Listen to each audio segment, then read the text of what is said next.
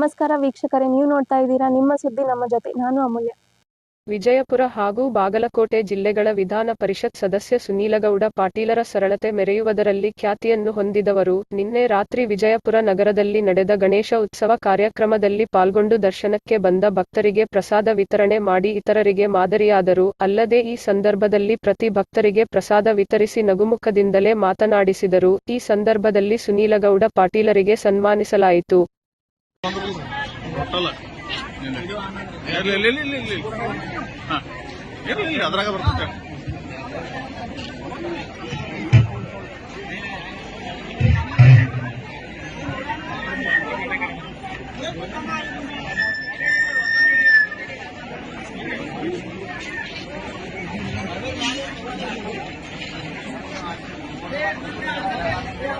ಹೆಚ್ಚಿನ ನಿಮ್ಮ ಸುದ್ದಿಗಳಿಗಾಗಿ ನೋಡ್ತಾ ಇರಿ ನಿಮ್ಮ ಸುದ್ದಿ ನಮ್ಮ ಜೊತೆ ವಾಹಿನಿ. ಸಬ್ಸ್ಕ್ರೈಬ್ ಮಾಡಿ, ಲೈಕ್ ಮಾಡಿ ಮತ್ತು ಶೇರ್ ಮಾಡಿ.